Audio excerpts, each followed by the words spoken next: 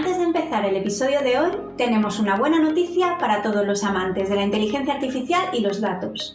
Los próximos 17 y 18 de noviembre se celebrará la 10ª edición de Big Things Conference. Si te apetece estar al día de las últimas novedades del sector y escuchar a los más destacados ponentes nacionales e internacionales, regístrate gratis en la web del evento www.bigthingsconference.com. Y ahora sí, vamos con el podcast.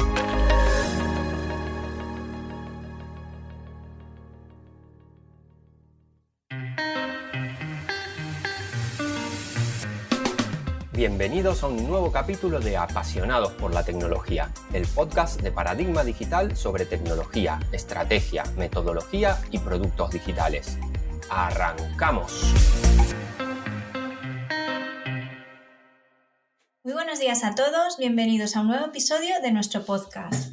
Hoy tenemos de nuevo con nosotros a David Mota, UX en Paradigma. Muy buenos días, David, ¿cómo estás? Hola Maribel, muy bien, de vuelta aquí, otro podcast más a seguir hablando de jueguicos, ¿no? Bueno, ya es el tercer episodio que grabamos contigo. En el primero hablamos de la industria de los videojuegos, en concreto de la transformación de los videojuegos de aventuras, y en un segundo capítulo estuvimos conversando sobre videojuegos de plataformas. Hoy toca un nuevo género que es conocido como RPG. Cuéntanos qué significan estas siglas, David. Sí, bueno, como decías, los anteriores podcasts que hicimos fue intentando ver un poquito la evolución de la jugabilidad, de la experiencia de usuario y el diseño dentro de estos géneros. Y hoy pues le toca al RPG, que son unas siglas en realidad, que es Role Playing Game y que bueno, es un tipo de videojuego donde desempeñamos un rol específico, como dicen estas siglas, o también podríamos llamarlo una personalidad o una forma de actuar. En estos juegos suele haber combates, personajes personalizables de distintas razas, una historia con bastante trasfondo y muchas veces su propio folclore, su propio lore. Normalmente también tienen un montón de monstruos y un montón de ítems disponibles. Probablemente sea de los géneros más complejos en cuanto a cantidad de información que existe. Y de hecho, una particularidad que tiene este género con respecto a los otros que hemos tratado es un poco justo eso, ¿no? Que las evoluciones jugables y en cuanto a su diseño no han sido generalmente, en algunos casos sí, pero normalmente no han sido muy drásticas, sino que ha sido como una evolución de esto de lo que estamos hablando, más y más cantidad y más personalización y más decisión y un montón de cosas así. Con esto un poco lo que quiero decir también es que en un podcast de 20 o 30 minutos como el que hacemos es complicado pasar por todo, pero bueno, vamos a intentar hacer un repaso lo más cercano a lo que hay posible. Bueno, si no yo me lo apunto y hacemos segunda parte, ¿eh? No tengo problema. Yo creo que de aquí podemos sacar luego historia de los subgéneros que salen del RPG, ya verás. Pues ya está, apuntadísimo. ¿Y cómo nace este género, David? Pues mira, nace en la década de los 60, existió un juego de mesa, o sea, todo esto viene de los juegos de mesa que se llamaban Chainmail, que básicamente lo que hacían era replicar batallas reales en un juego de mesa, o sea, jugar a esas batallas reales con figuritas y demás. Claro, ¿qué ocurre? Que estas batallas reales pues, se quedaron cortas al poco tiempo y con la fama que tenían sagas como El Señor de los Anillos o las Crónicas de Narnia, todas estas sagas fantásticas, pues los usuarios empezaron a demandar este mismo tipo de juegos de mesa, pero más enfocados en la fantasía. Y bueno, estos juegos ya más fantásticos, pues se basan en que los jugadores tienen un rol que actuar, puede ser un enano con ciertas características, un elfo con tal, de ese estilo, y hay un máster que es el que va guiando un poco a estos personajes por el juego y por la historia. ¿Qué ocurre? Que esto es carne de digital, ¿no? Es carne de videojuego y evidentemente en la década de los 70 pues se llevó a este mundo. Vengo con más siglas, David. ¿Qué es Plato y qué significó para los videojuegos en general y para el RPG en particular? Sí, cuando estaba preparando esto me venía una coña que era de la mesa al plato. Yo es que la verdad es que cuando leo los guiones digo, madre mía, estoy aprendiendo mucho, es verdad, con vosotros, Pues pero... sí, mira, no sé si recuerdas cuando grabamos el podcast sobre los videojuegos de aventura gráfica, Ujú. que nacieron un poco en las universidades, en estos sistemas cerrados que tenían porque todavía no estaba popularizada los aparatos, los PCs domésticos y demás, de las plataformas domésticas. Entonces se hacía pues donde podían. Y donde podían normalmente eran las universidades, que era donde tenían estos ordenadores decentes para poder programar juegos. Pues este sistema Plato es un pasito más allá de esto que decíamos en las plataformas. Es una especie de intranet, un proto-internet que había en las universidades en los años 70 que compartían datos. O sea, ahí tenían sus propios foros, sus propios chats y evidentemente pues también juegos.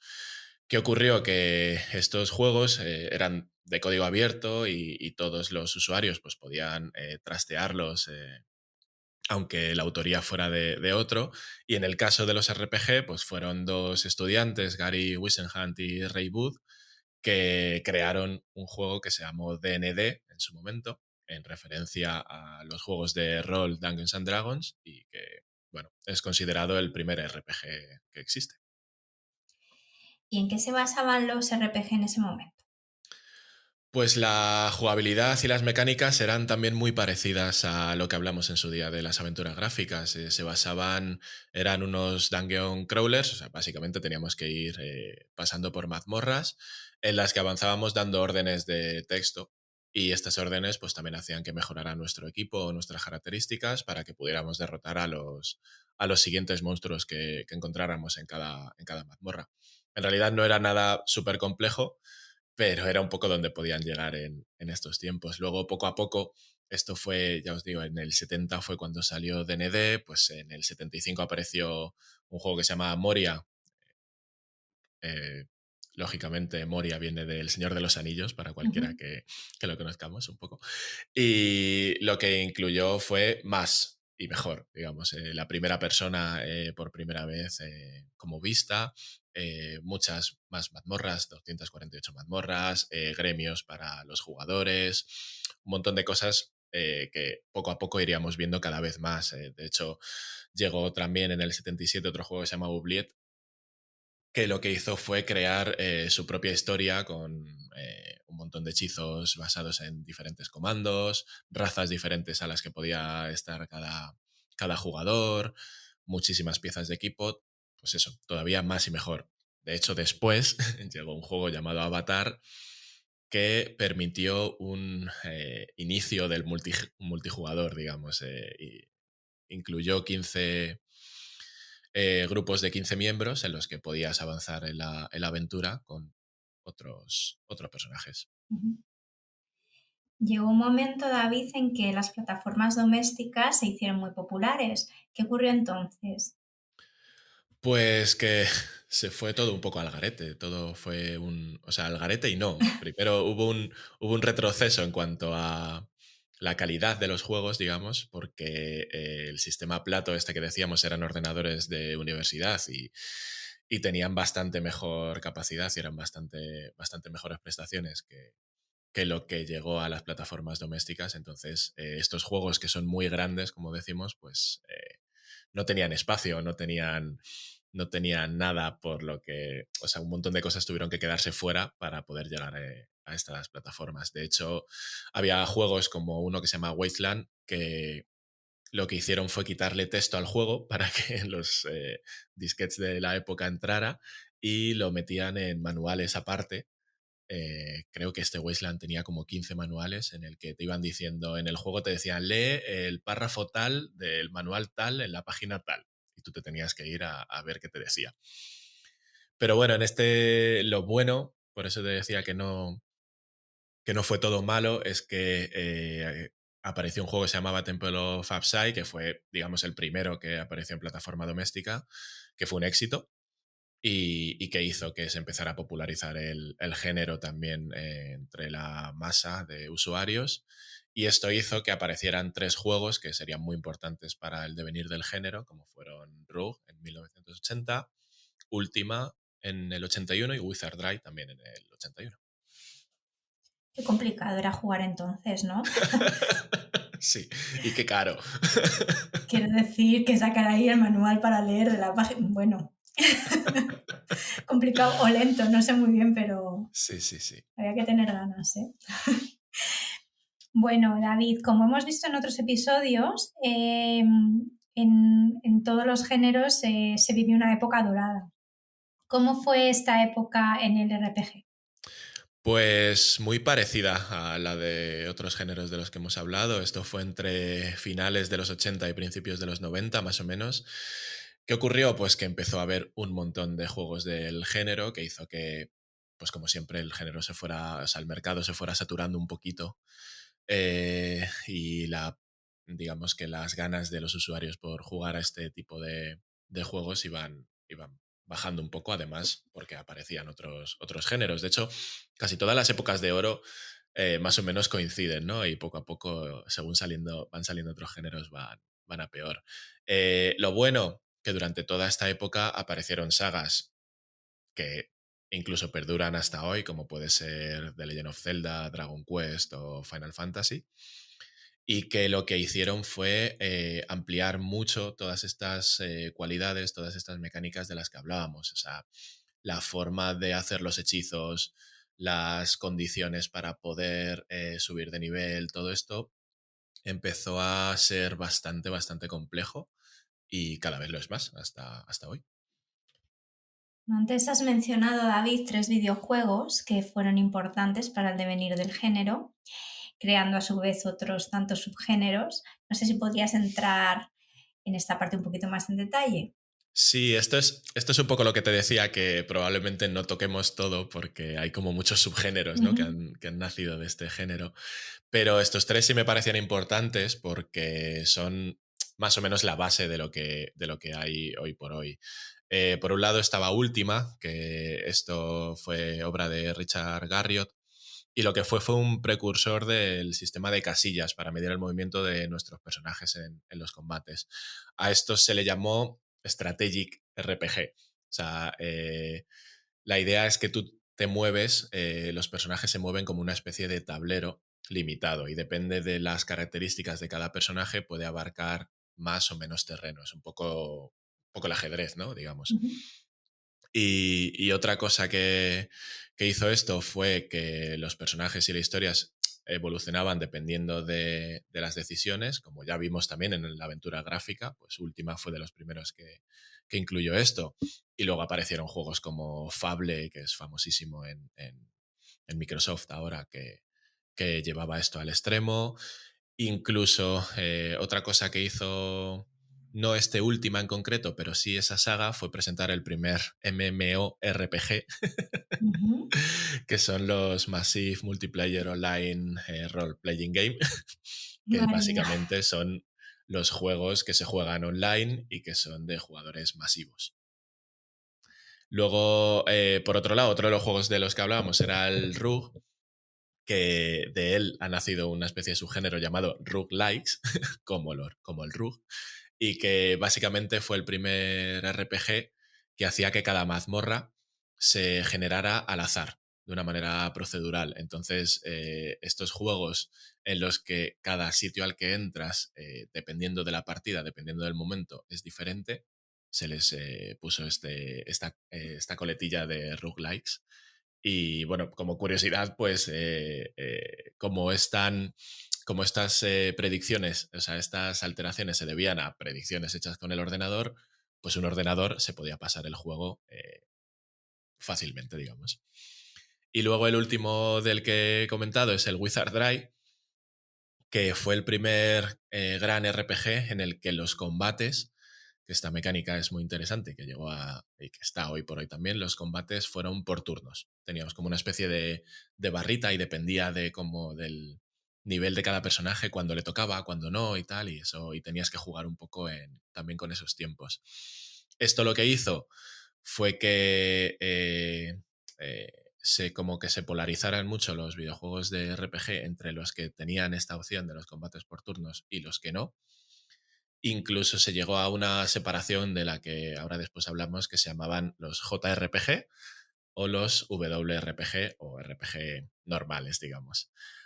Además, incluyó la característica de permitir guardar durante la mazmorra, que hasta ahora no estaba. Entonces, si perdías en una mazmorra, tenías que empezarla de cero. Entonces, David, llegó un momento en el que se podía diferenciar muy bien los RPG hechos en Oriente con los desarrollados en Occidente. ¿Qué características en su diseño los diferenciaban? Sí, esto es un poco lo que decíamos antes, ¿no? Gracias a Wizard Drive y este combate por turnos, los JRPG y los WRPG. Los JRPG fueron los que se hacían en Oriente, sobre todo en Japón, que ahora necesariamente no es que estén hechos allí para llamarse JRPG, se puede hacer un JRPG aquí en España, pero las características que tiene más o menos es eso, es la batalla por turnos, son unas historias como más complejas y más atractivas, como más cerradas también. Los personajes están bastante bien elaborados, pero lo mismo, como muy cerrados en la historia.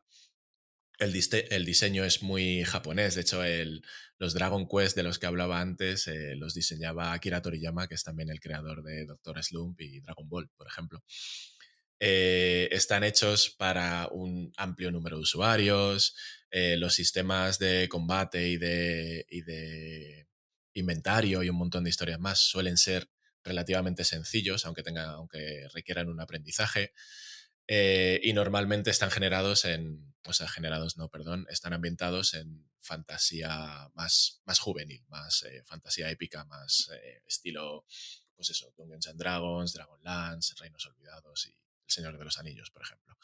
Luego, por otro lado, estaban los hechos en Occidente, los WRPG o directamente RPG, que son los que siguieron la estela de lo creado en su día por las universidades en el sistema de este plato. Básicamente es que son más de ordenador, son más de PC, también tienen unas ambientaciones un poquito más oscuras, entonces no llegan a tanto público como los JRPG. El desarrollo de la historia, y esto es bastante importante en cuanto al diseño, el desarrollo de la historia no suele ser lineal, suele estar siempre... suele venir siempre de una serie de decisiones o de cosas que hagamos con nuestros personajes. Normalmente el combate es en tiempo real en lugar de una batalla por turnos, como lo que decíamos antes. Y como igual que la historia, pues los personajes son bastante más personalizables. Este es el típico RPG en el que al principio tenemos un generador de personaje y elegimos pues su género, elegimos su color de ojos y un montón de cosas más. Y ese es nuestro personaje. David, tras una época dorada vino otra no tan buena, pero a pesar de esto, a finales de los 90 aparecieron varios títulos que relanzaron un poco el género. ¿Qué cambios en su diseño trajeron estos videojuegos? Pues primero, bueno, un poco lo que tú dices y de lo que ya hemos hablado antes, de que vino una época no tan buena, un poco de decadencia en el género. Es curioso porque los diseñadores y los desarrolladores se tuvieron que adaptar a muchas circunstancias y una de ellas, por ejemplo, era que las desarrolladores estaban acostumbrados a lanzar juegos en muy poco tiempo y sacarlos rentabilidad. Esto hacía que los juegos fueran más pequeñitos, ¿no? Más acotados, pero llegó un momento en el que el usuario demandaba juegos, sobre todo en cuanto a RPGs, muy grandes y esos videojuegos se tardan mucho en hacer. Entonces, estos estudios de desarrollo no eran capaces de asumir todo ese tiempo de programación, todo ese tiempo de desarrollo del juego sin verle ganancias y eso hizo que muchos estudios pues se fueran al traste por esto y por ende muchos juegos de RPG se quedaron ahí en el tintero. Pero volviendo un poco a lo que me dices de qué ocurrió a finales de los 90 para que se relanzara un poco, pues esto lo tiene en común con los videojuegos de plataformas. Apareció el 3D. Y es que si recordáis el programa sobre las plataformas, os acordaréis de las veces que hablé de Shigeru Miyamoto, el creador de Super Mario. Sí. Es que este señor también creó The Legend of Zelda y según él, un día que paseaba por la naturaleza de al lado de su casa en Japón. Bueno, Y en este punto, pues fue un juego, el de Legend of Zelda Ocarina of Time. No fue el primero, pero fue el que mejor supo incluir las 3D en este tipo de género. Y esto se quedó hasta la actualidad. O sea, todos los juegos de grandes desarrollos hoy por hoy son en 3D. E incluso mecánicas que incluyó Shigeru Miyamoto en este juego siguen hoy por hoy. Por ejemplo, metió una que me hizo mucha gracia, que fue, ahora mismo es muy típico que cuando estás jugando a un juego de acción, de batallas en acción real, puedas fijar al enemigo al que quieras atacar para no volverte loco y no saber ni siquiera dónde está el enemigo. Este juego fue la primera vez que lo incluyó, entonces cuando tú te fijas en un enemigo, no te mueves libremente por toda la pantalla, sino que vas como dando pasos laterales siempre mirando a ese enemigo que tienes fijado. Esto lo sacó Miyamoto de una peli de samuráis en la que en una batalla uno de los luchadores le intenta atacar con una cadena a otro y este la para con la katana. ¿Qué ocurre? Que esa cadena hace que el que está con la katana solo pueda moverse de lateral sin perder de vista al otro luchador. Y esto hizo que se inventara esta mecánica. Además de los 3D, pues llegaron otras cosas como los CD-ROM con muchísima más capacidad, lo que hizo que salváramos el problema del que hablábamos antes. Y bueno, y luego más complejidad en estos juegos que el usuario ya conocía y ya empezaba a demandar algo todavía más difícil, como por ejemplo se me ocurre el sistema de materias en Final Fantasy VII. en otros podcasts sobre otros géneros que hemos hablado ya en episodios anteriores, comentamos o hablamos sobre desarrollos indie. En el género RPG, ¿también hay desarrollos independientes, David? Sí, quizá no tengan la relevancia que tienen en otros o como el caso de las aventuras o las plataformas que casi casi salvaron al género, pero sí, claro, hay un montón de juegos y como en todos los proyectos indies, lo que prima es la originalidad y algunos de estos juegos han traído bastantes cosas frescas al género, como por ejemplo Moonlighter, que si no recuerdo mal tiene algo de desarrollo español, en el que tenemos que tomar dos roles diferentes. O sea, por un lado tenemos el RPG clásico de ir derrotando monstruos, consiguiendo botines y pasándonos mazmorras, pero por otro lado tenemos un juego de gestión de recursos en el que esos botines que hemos ido recaudando tenemos que venderlos a otros jugadores. Luego hay juegos como Undertale, que es súper famoso, de hecho ha salido hace poco del Deltarune, que es la segunda parte, y en este juego puedes pasarte el juego sin matar a nadie, matando a todos o tomando un montón de decisiones a lo largo del título. Y esto hace que veas un final u otro, o sea, es llevar el caso de las decisiones, llevarlo a extremos. Luego otros personajes, o sea, otros personajes, no, perdón, otros juegos como Darkest Dungeon, en lo que se basan es en que tú eres una especie de máster que controla un montón de minions, digamos. Y esos personajes que vas controlando, pues actúan de una manera o de otra dependiendo de muchos factores que haya en el juego. Y como última curiosidad en cuanto a indies de estos que he ido sacando, encontré Voland, que es un juego que básicamente hace esto que estamos haciendo en el podcast, que es hacer un repaso por la historia del género, pero jugándolo. Al principio todas las pantallas de Volant son más estáticas, con menos movimiento y tal, y va evolucionando hasta incluso un 3D más acorde a los tiempos que hay ahora. David, ya para finalizar, la última pregunta. ¿Cómo está el presente y qué futuro crees que le espera a los videojuegos RPG? Pues el RPG es uno de los géneros más potentes en la actualidad y en uno de los que, por desgracia, creo que menos eh, inventan nuevas mecánicas y debería de ser bastante bonito para los diseñadores meterse en eso y creo que deberían de darle más.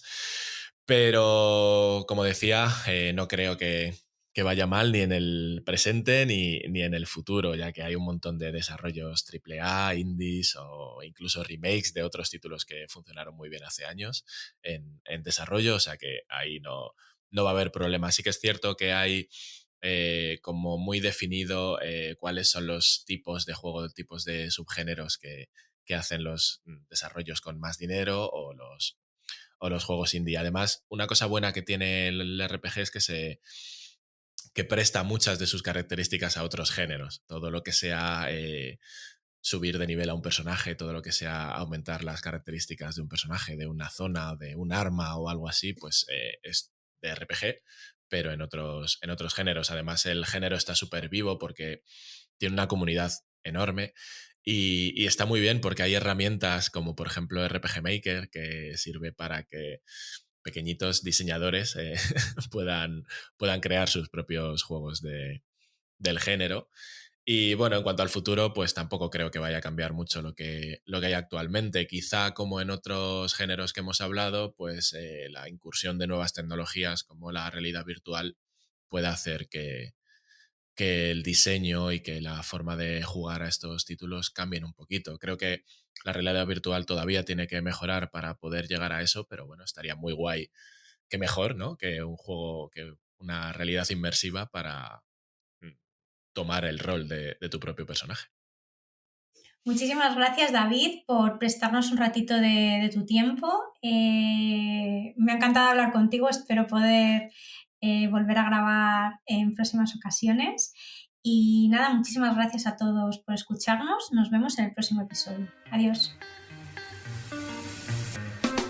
Cuando crees que un reto es grande, hay aún uno mayor esperándote. Gracias por escuchar el podcast Apasionados por la Tecnología. Puedes seguirnos en Twitter en @paradigmate y suscribirte a nuestra newsletter en paradigmadigital.com.